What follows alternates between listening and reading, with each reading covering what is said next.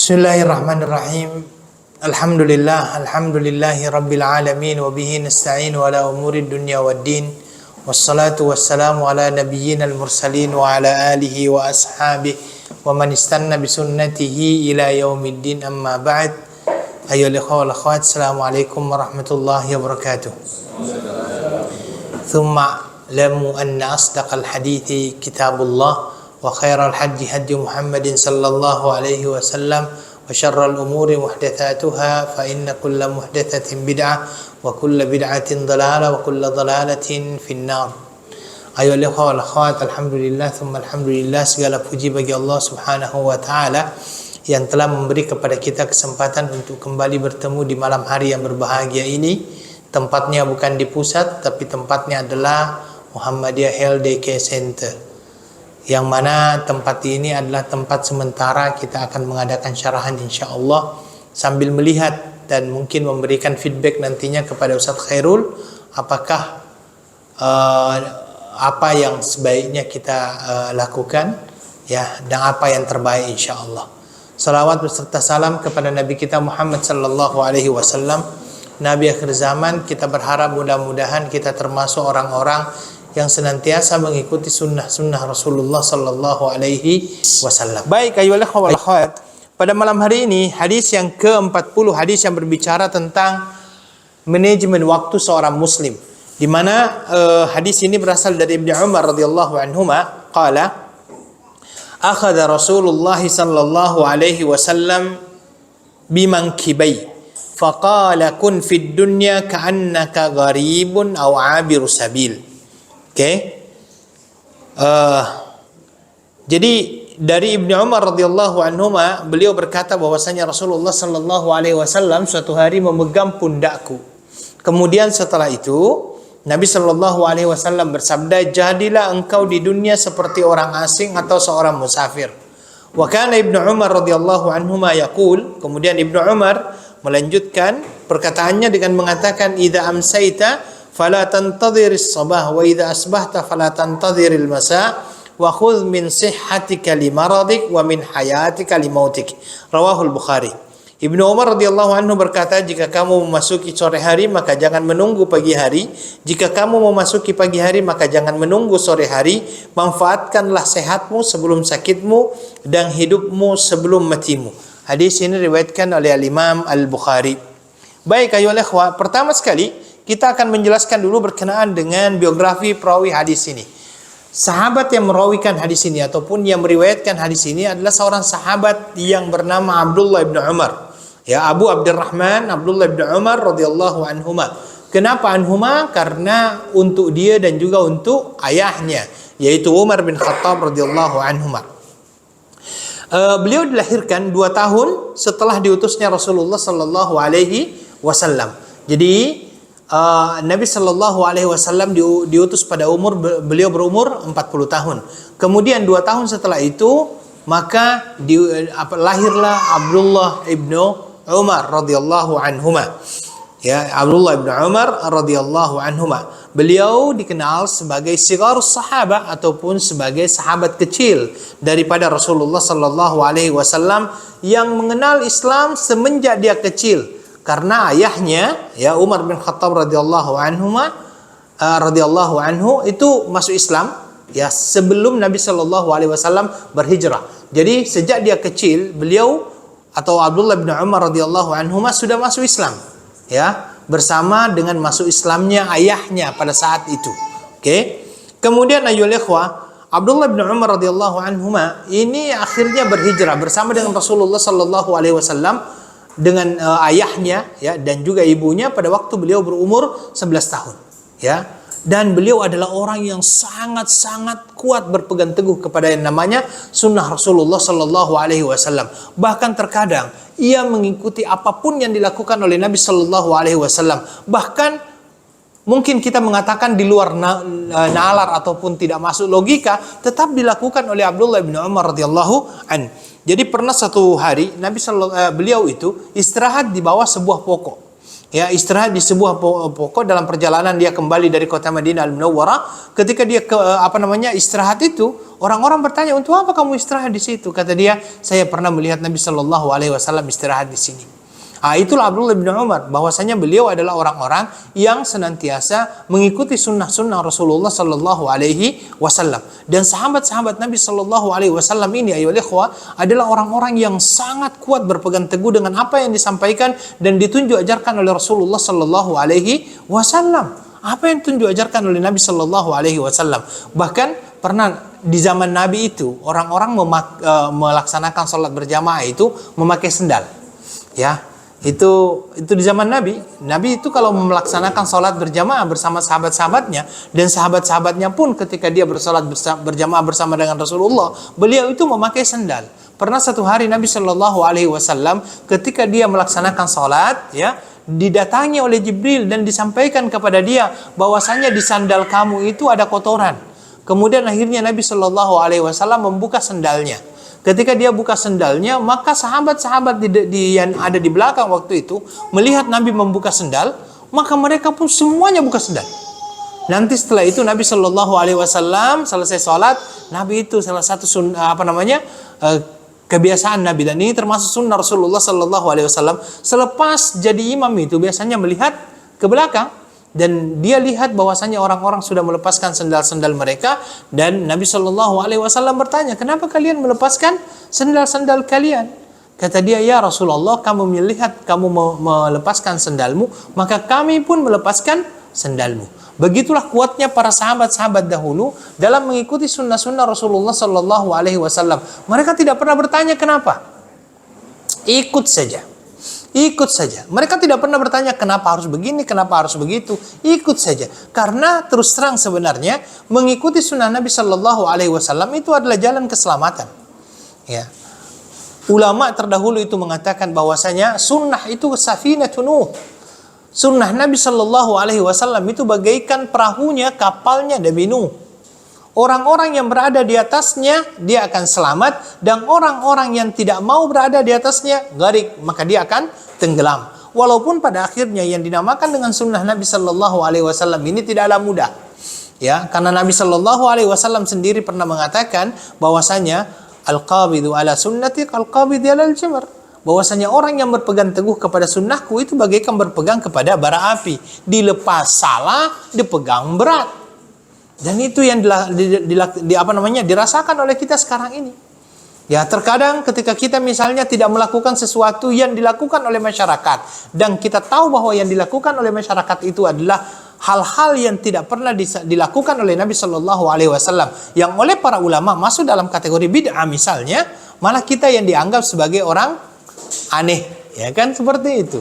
Dan saya kira Muhammadiyah di awal-awal juga seperti itu, karena saya pernah dengarkan cerita itu bahwasanya dulu Muhammadiyah di awal-awal ketika masih di lorong Taising, ya, itu ketika dilaksanakan sholat Jumat ada orang yang melempar misalnya apa semuanya, ini adalah memang terjadi. Dan di zaman Nabi Shallallahu Alaihi Wasallam, Nabi sendiri sudah mengatakan bahwasanya nanti suatu saat orang yang berpegang teguh kepada sunnahku itu berat. Dan itu terbukti kan sekarang, ya, terbukti. Para sahabat Nabi Shallallahu Alaihi Wasallam mengikuti Nabi Shallallahu Alaihi Wasallam apapun yang baik itu sesuatu yang masuk akal ataupun tidak masuk akal. Sampai-sampai Umar bin Khattab radhiyallahu an itu pernah berkata ketika dia sedang mencium Hajar Aswad, kan, dia langsung berkata, "Innaka hajarun la tadurru wa la tanfa walaula anni ra'aitu Rasulullah sallallahu alaihi wasallam qabbalak ma qabbaltuk." Ya, saya tahu, kata dia, engkau hanyalah batu, yang mana batu ini tidak akan pernah mampu bisa memberikan manfaat dan bisa memberikan mudarat. Kalaulah bukan dikarenakan saya melihat Nabi Shallallahu Alaihi Wasallam pernah menciummu, saya tidak akan pernah menciummu. Itu yang disampaikan oleh Rasulullah Shallallahu Alaihi Wasallam. Tetapi semangat mereka di dalam berpegang kepada sunnah Rasulullah Sallallahu Alaihi Wasallam adalah sesuatu yang perlu untuk kita jadikan sebagai contoh dalam kehidupan kita sehari-hari. Baik, ayyuhal ikhwah wal akhwat, Nabi Sallallahu Alaihi Wasallam memulakan hadis ini dengan kata-kata kun fid dunya. Tetapi sebelum itu, Nabi Shallallahu Alaihi Wasallam memegang pundak daripada Abdullah bin Umar radhiyallahu an. Ini agar apa? Agar orang tersebut, orang kalau biasanya dipegang pundaknya dan dihadapkan, apalagi dia adalah anak kecil kan, maka dia akan mencoba untuk memperhatikan dengan seksama apa yang akan dikatakan oleh orang yang memegang pundaknya tersebut. Maka dia ketika melihat ataupun merasakan bahwasanya Nabi Shallallahu Alaihi Wasallam memegang pundaknya, maka dia pun melihat kepada Rasulullah Shallallahu Alaihi Wasallam, bersiap untuk mendengarkan apa sebenarnya yang akan disampaikan oleh Rasulullah Sallallahu Alaihi Wasallam, ya. Dan ini ayolah wal akhwat adalah merupakan salah satu metode kepada anak-anak kecil. Kalau seandainya kita akan memberikan yang namanya nasihat kepada anak kecil, mulailah dengan sentuhan. Biasanya anak kecil yang kita panggil, kemudian setelah itu mungkin kita pegang pundaknya, itu bisa lebih dia terima dibandingkan misalnya kita jauh-jauh langsung teriak-teriak. Biasanya mereka tidak terima itu. Tetapi kalau seandainya kita panggil dia baik-baik, karena terkadang anak-anak kan marah juga, dan dia dalam keadaan marah seperti itu, ya, biasanya kalau seandainya kita berikan nasihat, dia tidak akan mendengar kadang-kadang. Tetapi cobalah panggil dia, rangkul dia, sentuh dia dengan sentuhan kasih sayang. Setelah itu berikan yang nasihat, insya Allah itu akan diterima. Sentuhan-sentuhan tersebut sangat perlu untuk anak-anak kecil, ya, sentuhan kasih sayang, ya, sehingga anak itu merasa bahwasanya memang dia adalah orang yang disayang. Sehingga kalau seandainya sudah mempunyai rasa seperti itu, apa yang akan disampaikan oleh orang tersebut, insya Allah dia akan menerimanya. Dan itulah yang disampaikan dan dilakukan oleh Rasulullah Sallallahu Alaihi Wasallam kepada Abdullah bin Umar. Dan ini menunjukkan kecintaan Rasulullah Sallallahu Alaihi Wasallam kepada siapa? Kepada Abdullah bin Umar radhiyallahu anhuma. Kemudian yang kedua, ya ikhwah, Nabi Sallallahu Alaihi Wasallam kemudian melanjutkan, ya, kata-katanya apa kata Nabi? Kun fid dunya ka'annaka gharibun aw 'abiru sabil. Nabi Shallallahu Alaihi Wasallam memulakannya dengan sebuah perumpamaan. Sebuah perumpamaan. Biasanya ketika orang memberikan yang namanya perumpamaan, itu adalah kata-katanya lebih mudah dimengerti daripada tidak ada perumpamaan sama sekali. Makanya biasanya kalau seandainya kita ingin, ya, kita ingin berbicara kepada orang lain, kemudian setelah itu di tengah-tengahnya kita berikan contoh, biasanya kan orang itu lebih mudah faham, ya, kalau kita berikan dengan contoh. Nabi Shallallahu Alaihi Wasallam juga ketika memberikan yang namanya nasihat, beliau mempergunakan yang dinamakan dengan perumpamaan, ya, perumpamaan. Nabi Shallallahu Alaihi Wasallam katakan kepada dia, kun fid dunya ka'annaka gharib. Jadilah engkau di dunia itu seolah-olah engkau adalah seseorang yang gharib. Gharib itu artinya apa? Asing. Ya, orang asing. Ya. Dan ayolah ikhwah, orang yang asing itu adalah orang yang sedang bersafar. Orang yang sedang bersafar ke suatu negeri yang dia akan kembali. Ya, sehingga orang-orang yang asing ini itu senantiasa merasa bahwasanya itu bukan tempat tinggalnya. Dan dikarenakan itu bukan tempat tinggalnya, orang-orang yang asing ini itu akan mempergunakan waktunya sebaik mungkin selama dia merantau. Selama dia merantau, dia akan pergunakan kesempatan itu sebaik mungkin. Dan dia tidak akan pernah menyia-nyiakan waktu itu, karena dia meyakini bahwa dia akan kembali. Dan ini merupakan sebuah landasan agar manusia itu tidak mempunyai angan-angan yang panjang untuk hidup di dunia. Kan terkadang kita itu mempunyai angan-angan itu panjang sekali. Oh, nanti saya mau begini, mau begitu, mau begini, mau begitu, banyak sekali, ya. Angan-angan yang panjang, ya. Dan semuanya itu berkenaan dengan masalah duniawi. Makanya saya katakan bahwasanya di dalam hidup kita di dunia ini, dan saya sering sekali menyatakan ini, di dalam hidup kita di dunia ini, ya, kita perlu untuk mempersiapkan sebuah kematian yang indah. Sebuah kehidupan setelah kematian yang indah. Karena yang banyak sekarang itu adalah bagaimana mereka mempercantik diri di dunia, tetapi tidak pernah membuat persiapan untuk mempercantik diri di mana? Di akhirat. Padahal nahnu abnaul akhirah, kata orang-orang itu, nahnu abnaul akhirah. Kita ini adalah penduduk akhirat. bukan penduduk dunia. Kita ini adalah penduduk akhirat. Kita perlu untuk menyiapkan bekal kepergian sebelum kita menempuh perjalanan yang teramat panjang tersebut. Ya. Kita perlu untuk membuat yang namanya persiapan. Kun fid dunya ka'annaka gharib. Ya. Ustaz Khairul kemarin baru pergi umroh. Ketika dia pergi umroh kan, ini apa namanya, kalau seandainya orang bepergian ke luar negara, itu kan sudah ditentukan. Kepergian kita ke luar negara selama 12 hari. Itu kan disusung itu. Baik-baik waktunya itu. Dan kalau bisa, dia tidak mau miss satupun apa yang sudah disusungkan itu. Pukul sekian sudah harus berada di airport. Pukul sekian kita akan transit. Pukul sekian kita akan berangkat. Pukul sekian kita akan begini dan begitu. Itu sudah disiapkan sebaik mungkin itu. Sampai di Mekah kita akan mengadakan tawaf. Sampai begini. Semuanya sudah disiapkan. Dan orang-orang yang sedang melakukan perjalanan seperti itu kan, mereka betul-betul berusaha untuk agar dan memastikan diri mereka bahwa mereka tidak terlambat. Ya. Kalaulah seandainya dikatakan kepada kita, besok Anda mempunyai penerbangan pukul 5 misalnya, keluar negara pukul 5 subuh. Maka kita akan membuat berbagai macam cara agar bagaimana kita bisa bangun pukul berapa kira-kira? Pukul 2, pukul 3. Atau bahkan mungkin ada yang tidak tidur. Karena kenapa? Dia takut kalau seandainya itu ketinggalan. Kita takut itu. Dan ketika kita di dalam perjalanan, bila kita nak belanja, bila nak beli oleh-oleh, itu kan kita sudah persiapkan tuh.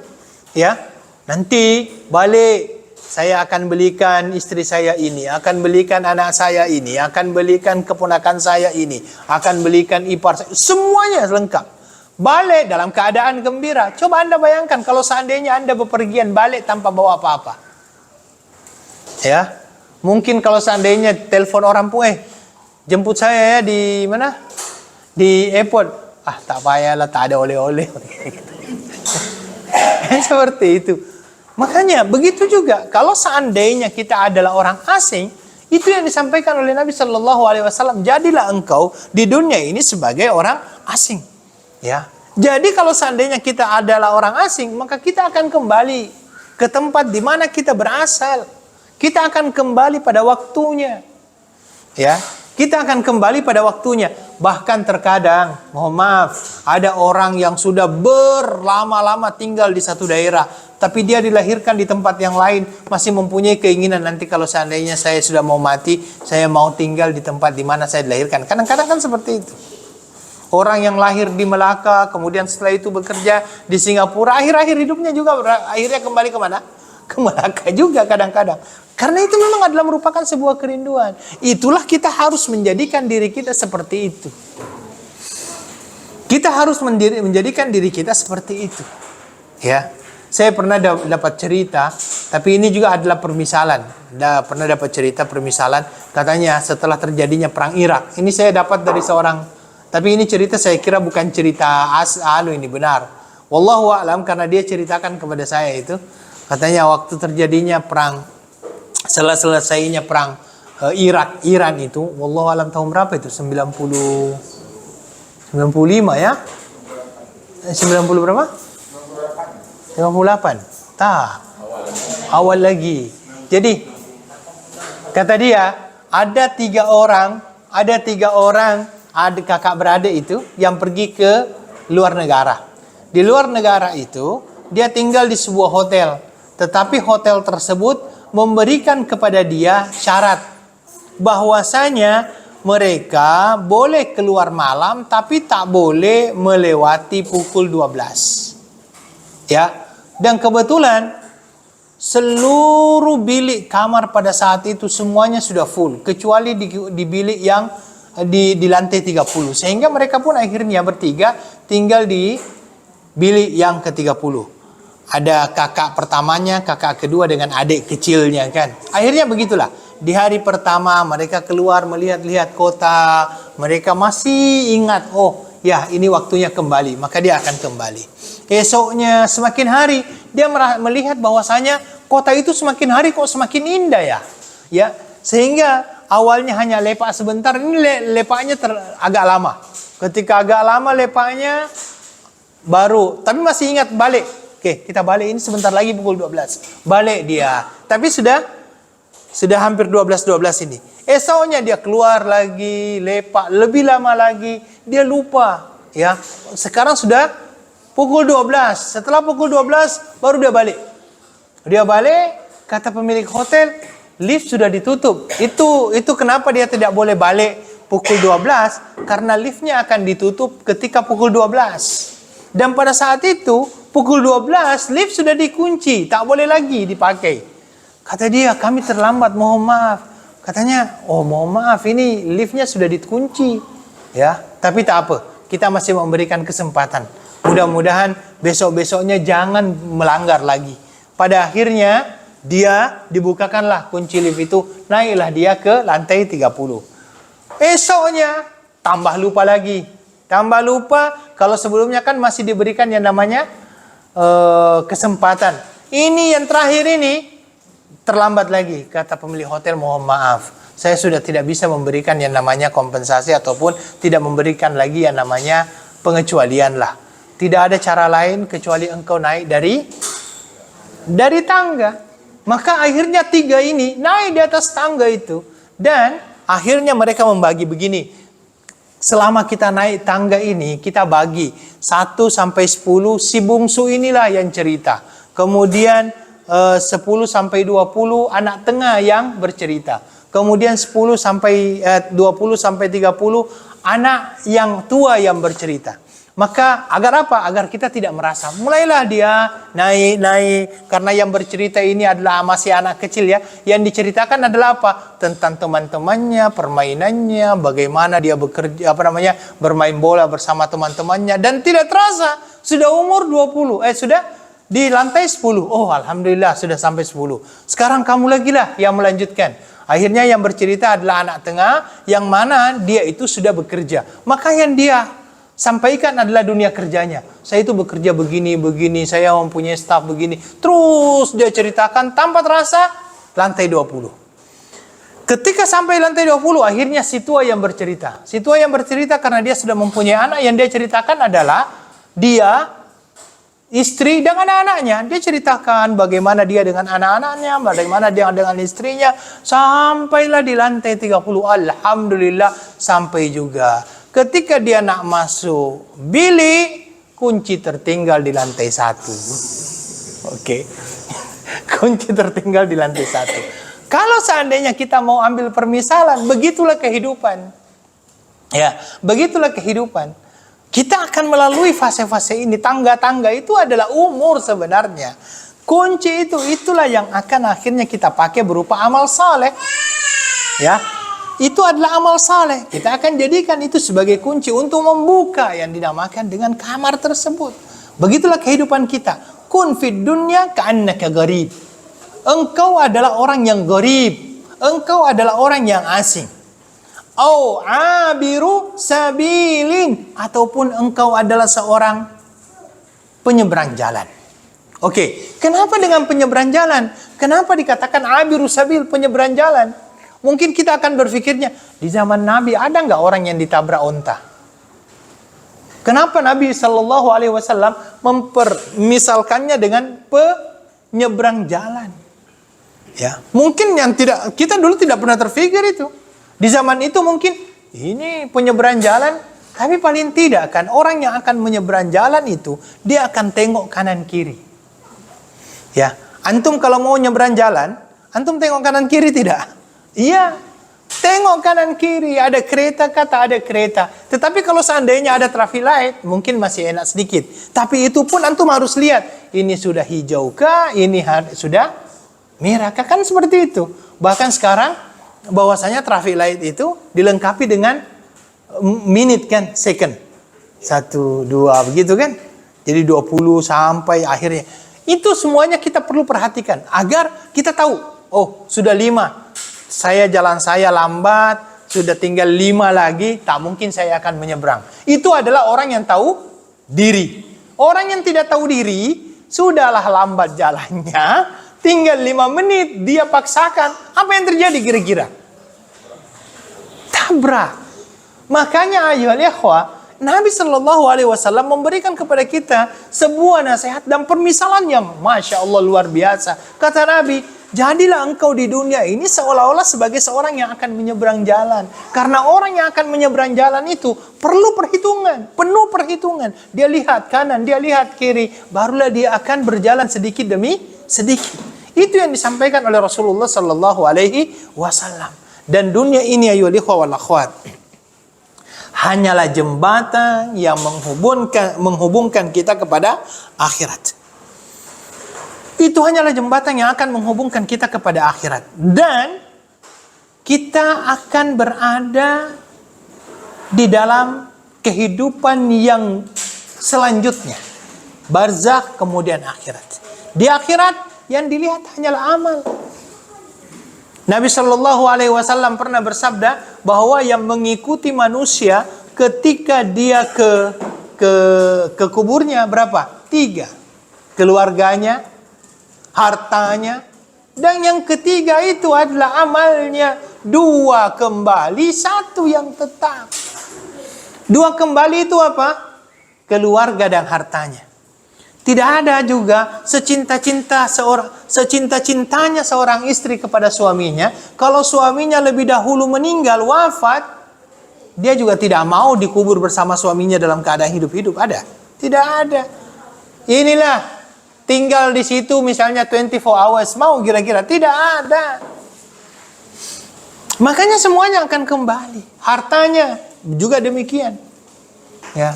Maka harta-harta yang kita kumpulkan ini belum tentu menjadi harta kita. Belum tentu menjadi harta kita. Harta yang kita kumpulkan ini belum tentu menjadi harta kita. Harta kita sesungguhnya yang mana? Harta kita sesungguhnya adalah apa yang kita makan, apa yang kita pakai, dan apa yang kita infakkan. Itulah yang menjadi harta kita sesungguhnya. Ini yang menjadi harta kita sesungguhnya. Sedangkan harta yang sekarang ini kita kumpulkan, yang ada di bank account kita, yang mungkin beribu-ribu, bahkan beratus-ribu dolar itu, belum tentu akan menjadi milik kita. Karena kalau seandainya seseorang sudah wafat, hartanya itu akan dibagi. Dibagi kepada siapa? Kepada orang-orang yang dia tinggalkan. Terkadang harta itu malah menjadi sarana perpecahan antara keluarga. Anak benci ibunya, ibu benci anaknya, saudara tidak mengakui saudaranya yang lain. Itu karena apa? Harta yang ditinggalkan kan? Yang akan bersama dengan seseorang apanya? Amalannya. Makanya menjadi seorang muslim juga, kita menjadi seorang muslim yang pandai, smart. Ya. Jangan hanya handphone yang smart. Manusia juga, seorang muslim juga harus menjadi muslim yang smart. Bagaimana? Pastikan apa yang kita berikan dan pastikan apa yang kita keluarkan nantinya akan menjadi penolong kita ketika sudah berada di hadapan Allah Subhanahu wa taala pada hari kiamat. Karena pada hari kiamat kalau sudah di dalam kubur saja, itu kan tidak ada lagi istilahnya rashwah. Bawa nanti kalau saya meninggal itu emas batangan saya bawa ya ke kuburan. Untuk apa? Nanti kalau mungkar nakir datang saya kasih. Janganlah tanya banyak-banyak gitu kan. Tidak ada seperti itu. Tidak ada cerita seperti itu. Ya. Dan ujian, kalau seandainya ada orang yang bertanya, ada tak exam yang jawabannya sudah diberi dahulu. Jadi kalau ada orang yang exam, jawabannya sudah diberitahu. Ini jawabannya ya. Nanti jawab dengan ini. Tidak ada kecuali pertanyaan di kubur. Pertanyaan di kubur itu pertanyaannya sudah diketahui, jawabannya sudah diketahui. Iya kan? Semuanya sudah diketahui, tapi belum tentu orang bisa menjawab. Ya, makanya itu adalah merupakan jembatan menuju akhirat. Makanya menjadi seorang muslim harus smart. Nabi Shallallahu Alaihi Wasallam pernah bersabda juga kan, "Idza mata ibnu Adam inqata 'amaluhu illa min thalathin." Apabila anak Adam sudah wafat, maka terputuslah segala amal ibadahnya kecuali apa? 3. Yang pertama apa? Shadaqatin jariyah, sedekah yang senantiasa berterusan. Bukan berarti harus membuat masjid, harus membangun masjid, tidak. Berpartisipasi dalam pembangunan itu sudah menjadi bagian daripada itu semuanya. Ustaz, saya hanya punya $10, Ustaz. Dalam 1 bulan itu saya hanya punya $10. Harus smart di dalam beramal. Bagaimana smartnya di dalam beramal? $10 itu belikan Al-Quran. Belikan Al-Quran misalnya kan, belikan Al-Quran. Oke, ini Ustaz saya mau infakkan Al-Quran ini, wakafkan Al-Quran ini. Makanya setelah itu dibawa dan dipakai oleh penghafal Al-Quran. Penghafal Al-Quran menghafal dari Al-Quran tersebut. Subhanallah, Masya Allah, segala apa yang dibaca oleh orang tersebut, akhirnya kan pahalanya juga mengalir kepada kita. Bayangkan, Al-Quran. Makanya kepada orang tua, ibu bapak, ataupun kepada datu, jangan biarkan orang lain mengajar anak dan cucu kita pertama kali Al-Fatihah. Usahakan kita yang ajarkan dia pertama kali Al-Fatihah. Kenapa? Al-Fatihah itu dia akan baca sepanjang umurnya. Bayangkan kalau seandainya Al-Fatihah kita ajarkan kepada dia, Alhamdulillahi Rabbil Alamin, kita ajarkan kepada dia satu persatu ayatnya, selesai dan dia hafalkan, dia pakai untuk sholat. Kita dapat tidak pahalanya itu? Dapat. Makanya saya kadang-kadang katakan kepada orang tua, datu, nenek, jangan biarkan orang lain mengajarkan kepada anak dan cucu kita Al-Fatihah. Kita yang ajarkan dia. Karena yang kita inginkan, ini Al-Fatihah, ketika dia tahu, dia baca, dia pakai untuk sholatnya. Dan tidak mustahil kan dia ajarkan lagi kepada anak-anaknya. Yaitu merupakan cucu-cucu kita. Dan tidak mustahil lagi dia ajarkan berterusan itu. Masya Allah, banyak yang akan kita dapatkan. Begitu juga kalau seandainya kita memberikan sumbangan misalnya dalam bentuk masjid, ya, itu cara berpikir kita sebenarnya adalah cara berpikir bahwa sesungguhnya itulah yang akan menjadi account kita sebenarnya nantinya. Kita kenal Utsman bin Affan, ya. Utsman bin Affan itu oleh Nabi Shallallahu Alaihi Wasallam dikatakan laqad ishtara Utsmanul jannata bimalihi marratain. Utsman itu membeli surga dengan hartanya 2 kali. Dengan hartanya. Bagaimana? Jadi Nabi Shallallahu Alaihi Wasallam itu pernah umumkan pada, kalau tidak salah satu peperangan kan. Utsman bin Affan, Nabi mengumumkan, ayo siapa yang mau berinfak. Kemudian setelah itu akhirnya Utsman bin Affan radhiyallahu an datang. Dia datang dengan apa? 1000 atau 100 ya? 1000 ekor kuda. Lengkap dengan alat-alat perang di atasnya. Lengkap dengan segala-galanya. Ya, jadi orang datang itu tinggal naik saja. Ya, tentara itu tinggal naik saja. Itu kuda-kuda perang siap itu. Setelah datang itu, Nabi Shallallahu Alaihi Wasallam mengatakan, masih adakah yang lain yang mau berinfak? Kata Umar, masih kurang ya Rasulullah, masih katanya. Umar datang lagi dengan apa? Dengan unta-untanya, dilengkapi juga dengan alat-alat perang di atasnya. Orang tinggal naik saja. Ya. Kemudian Nabi mengatakan masih ada. Umar kembali mengeluarkan sampai akhirnya semuanya disiapkan oleh Umar bin Khattab radhiyallahu an, dan tidaklah disisakan kecuali sedikit. Ini yang pertama. Kemudian Umar bin Khattab radhiyallahu an itu pernah membeli sebuah perigi Utsman, ya. Utsman bin Affan ini pernah membeli sebuah perigi. Perigi ini milik orang Yahudi. Orang Yahudi pandai. Dia tahu bahwasanya orang-orang memerlukan yang namanya air. Makanya air tersebut dijual dengan harga yang mahal. Sehingga kaum Ansar pada saat itu yang ada di Madinah tidak mampu untuk membeli karena mahalnya air itu. Utsman membuat penawaran sama orang tersebut. Awalnya orang itu memang tidak mau menjual karena itu dia anggap sebagai, ya ini istilahnya ini lumbung penghasilan saya ini. Saya tanpa kerja pun ini saya dapat ini banyak penghasilan saya dari sini itu. Dia didatangi oleh Umar berkali-kali, akhirnya dia setuju dengan harga yang sangat tinggi, berlipat-lipat ganda dibeli oleh Umar bin Khattab radhiyallahu an, Utsman bin Affan radhiyallahu an. Itu pun tidak seluruhnya. Jadi hanya sebagian kepemilikan saja. 50-50. 50 untuk Utsman, 50 untuk orang Yahudi itu. Tetapi Utsman juga smart di sini. Dia umumkan, dia sampaikan kepada orang Yahudi itu, begini aja, sehari untuk kamu, sehari untuk saya. Oh, Yahudi itu setuju, Jadi satu hari itu kamu yang, karena dikiranya Utsman ini mau jual air. Nggak apa-apa, sehari untuk kamu, sehari untuk saya. Makanya orang Utsman setelah itu mengumumkan, kalau di pas gilirannya Utsman, tennya Utsman itu silahkan datang free airnya.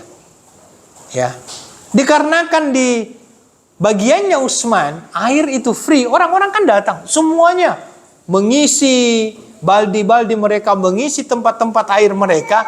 Esoknya ketika giliran orang Yahudi sudah tidak ada orang. Ya, sehingga orang Yahudi ini berpikir, wah, ini rugi nih kalau sudah begini ini. Akhirnya dia jual semuanya kepada siapa? Utsman bin Affan radhiyallahu anhu. Dan itu akhirnya diwakafkan. Ini adalah cara beramal yang baik. Yang pertama adalah shadaqatin jariyatin. Yang kedua, au ilmin yuntafa'u bih, ilmu yang bermanfaat. Apa yang kita sampaikan? Wah, jangan sampai ada yang berkata, masalah ilmu ini kan tugasnya ustadz untuk menyampaikan. Tidak, antum dan kita semuanya mempunyai kewajiban untuk menyampaikan apa yang kita tahu. Bismillah. Mempunyai kewajiban untuk menyampaikan apa yang kita tahu. Ya. Sampai pada akhirnya ya ikhwah, kalau seandainya kita tidak tahu apa-apa misalnya, yang kita tahu hanyalah alif, ba, ta, tha, itulah yang kita ajarkan. Karena itu ilmu yang bermanfaat seperti inilah yang kita akan dapatkan hasilnya. Sebaliknya orang-orang yang mengajarkan kesesatan, maka dosanya juga akan mengalir juga kepada dia itu. Selama orang tersebut mengajarkan yang namanya kesesatan. Makanya jadilah guru yang baik. Karena ini akan menjadi bekal kita. Kemudian yang terakhir adalah apa? Waladin salihin yada'ulah. Anak yang saleh yang mendoakan orang tuanya. Saya itu sebenarnya tertarik untuk mengetahui kenapa Nabi Shallallahu Alaihi Wasallam mempergunakan kata-kata walad. Padahal untuk anak di dalam bahasa Arab itu banyak bahasanya, banyak kata yang lebih pas. Misalnya saja ibnun. Kenapa Nabi tidak mempergunakan ibnan salihan, ibn ataupun anak yang saleh, tidak memakai kata-kata ibnun? Kenapa Nabi Shallallahu Alaihi Wasallam tidak memakai kata-kata ibnatun misalnya? Atau kenapa Nabi Shallallahu Alaihi Wasallam tidak memakai kata-kata gulamun? Kenapa Nabi memakai kata-kata walad? Menurut sebagian ulama, ini menunjukkan bahwa walad di sini tidak selalunya anak biologis. Tidak selalunya anak biologis. Mungkin saja dia adalah anak ideologis. Beda ya, antara anak biologis dengan anak ideologis. Anak ideologis adalah anak yang kita berikan dia doktrin keagamaan. Sehingga siapapun misalnya yang kita ajarkan, kemudian kita bimbing dia, kita tarbiyah dia sebaik mungkin, dan kemudian setelah itu akhirnya dia menjadi anak yang saleh, mudah-mudahan mereka mendoakan kita. Itulah ayyuhal ikhwah, siapapun yang menjadi guru di sini, ketika kita melihat, ya karena ada mungkin di antara kita yang jadi guru ya, ketika kita melihat anak murid kita menjengkelkan, kadang-kadang kan anak murid ini menjengkelkan kan. Maka kalau seandainya anak murid kita menjengkelkan, maka cepatlah kembali menyadari bahwa mungkin saja orang-orang ataupun anak-anak yang menjengkelkan ini yang akan mengulurkan tangannya nanti di hari kiamat untuk kita dan akhirnya mendoakan kita ketika kita sudah berada di bawah kubur. Itu kan yang ada, yang harus kita yakini itu. Nah, ini walad saleh. Dan di sini juga ya ikhwah wal akhwat menunjukkan, menjelaskan kepada kita bahwa sesungguhnya salah satu indikator bahwa kita adalah orang yang soleh kalau kita mendoakan orang tua kita. Kalau ada orang yang nampak soleh tetapi tidak pernah mendoakan orang tuanya, itu menunjukkan dia bukan anak soleh. Karena Nabi mengatakan waladin salihin yad'ula, anak soleh yang mendoakan. Berarti kalau tidak soleh tidak mendoakan. Ya, ini indikator dia. Oke, ini apa yang disampaikan oleh Rasulullah Sallallahu Alaihi Wasallam. Selanjutnya ya ikhwah, di situ ada perkataan Abdullah bin Umar radhiyallahu an. Apa kata beliau? Idza asbahta, idza amsayta, fala tantadiril masa. Fala tantadiril sabah, wa idza asbahta fala tantadiril masa. Kalau engkau berada di waktu pagi, jangan menunggu waktu sore. Kalau engkau berada di waktu sore, jangan menunggu di waktu pagi. Maksudnya apa? Jangan sekali-kali menunda amal soleh yang dapat kita lakukan di hari ini. Amal soleh yang ada dan kita niatkan di dalam hati, biasanya jinnya besar. Ya, maksud saya jinnya besar ini, godaannya besar. Ya, saya biasa sampaikan kan, pernah menyampaikan, terkadang kalau kita mau pergi ke Batam misalnya, kita sudah sisihkan uang tuh.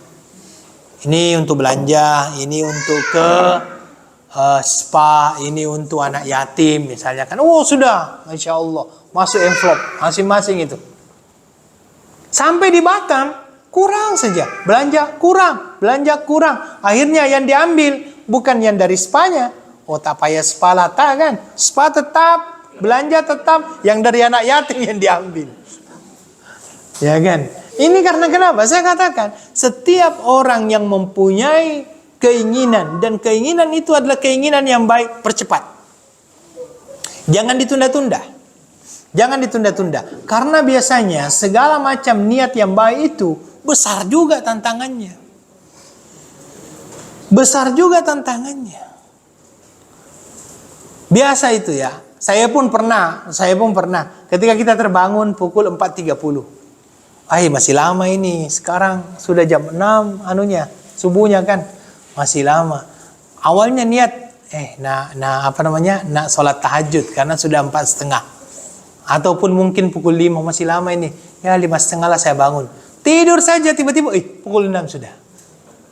Ya, itu memang kita sering pernah, mungkin kita semuanya mungkin pernah merasakan seperti itu. Karena itu tadi, segala sesuatu amal baik, keinginan yang baik langsung dikerjakan. Ya. Dan jangan terlalu banyak berangan-angan. Ya. Makanya di dalam Al-Qur'an itu dikatakan orang-orang yang beriman itu tidak pernah takut, tidak pernah sedih. Ya, kenapa dikatakan takut dan sedih ini untuk orang-orang yang beriman? Tidak ada baginya takut dan sedih. Karena kalau takut itu adalah sesuatu kekhawatiran terhadap sesuatu yang akan terjadi.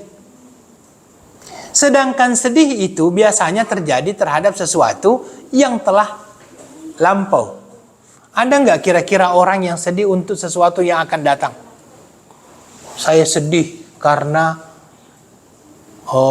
akan terjadi besok. Itu belum ada kan seperti itu. Ya. Tetapi biasanya kesedihan itu muncul dikarenakan apa yang telah berlalu. Sedangkan kekhawatiran itu apa yang akan datang. Bagi orang-orang yang beriman, ini tidak ada yang kedua-duanya ini. Karena kenapa? Orang yang beriman itu yaumuka yaumuk. Hari itulah harimu. Ya. Bagi orang-orang yang beriman itu, hari itulah harimu. Tidak perlu engkau memikirkan apa yang telah berlalu dan tidak perlu terlalu memikirkan apa yang akan datang. Karena orang yang memikirkan apa yang akan datang biasanya malah tidak jadi. Masya Allah, nanti pada masa yang akan datang semuanya pakai AI, AI namanya kan. Semuanya, belum apa-apa. Maka saya itu sangat suka dulu Gus Dur pernah ditanya. Tahu Gus Dur ya? Gus Dur itu Abdurrahman Wahid, ya presiden Indonesia itu. Gus Dur ditanya, Gus, ini kan sekarang Amerika sudah sampai ke bulan apa semuanya. Bagaimana cara sholat ketika sudah di bulan, Gus? Apa kata Gus Dur? Nanti kalau kamu sudah sampai telepon saya jawab. Ya kan? Artinya tidak perlu untuk memikirkan sesuatu yang terlalu jauh ke depan. Yang belum tentu juga kita akan sampai ke situ kan. Ya sudah, hari inilah yang harus kita laksanakan. Tidak perlu untuk terlalu khawatir dengan masa yang akan datang. Ya. Yang jelasnya kalau seandainya merujuk kepada Nabi kan tidak ada satupun yang namanya masa yang kecuali masa selanjutnya itu jauh lebih buruk dari masa yang sekarang. Jadi, ayo ikhwah, ini harus kita siap bahwasanya masa yang akan datang jauh lebih buruk daripada zaman sekarang. Itu memang yang disampaikan oleh Rasulullah sallallahu alaihi wasallam. Kemudian setelah itu Nabi Abdullah bin Umar mengatakan wa khudz li sihhatika limaradiki. Pergunakan waktumu sebaik mungkin ketika engkau masih sehat sebelum datang masa sakit.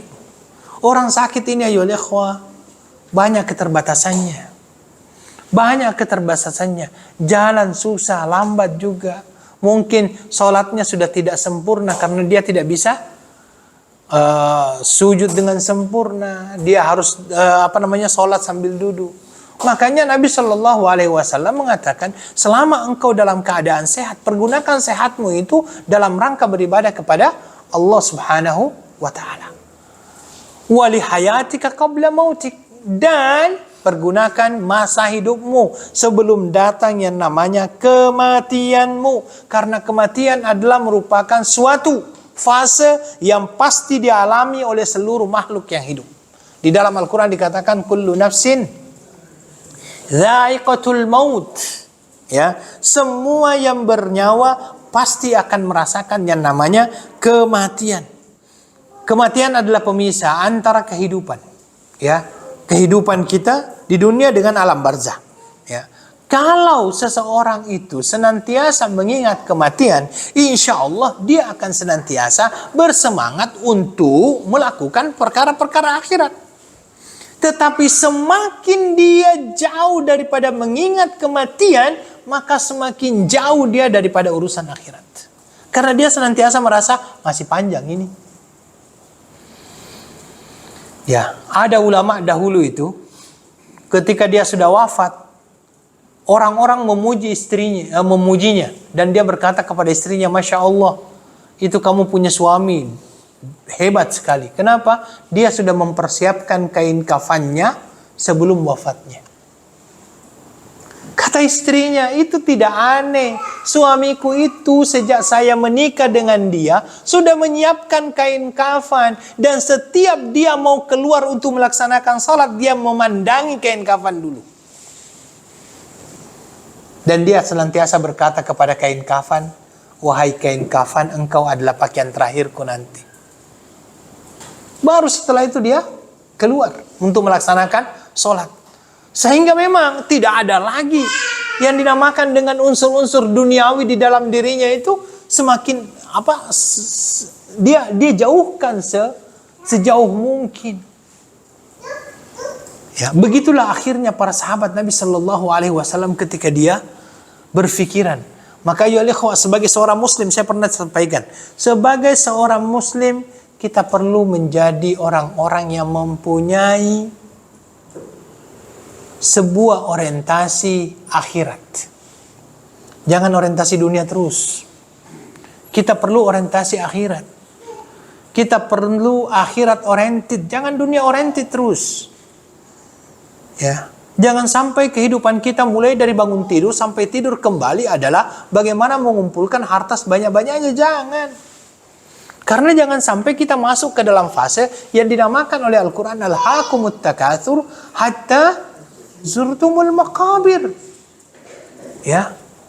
Alhaakumut takatsur, kalian akan dilalaikan. Setiap seseorang itu dipenuhi hatinya dengan dunia, mulai dari bangun tidur sampai tidur kembali. Yang dia pikir Bagaimana ya sampai saya dapat uang? Bagaimana saya dapat uang? Itu ya terus.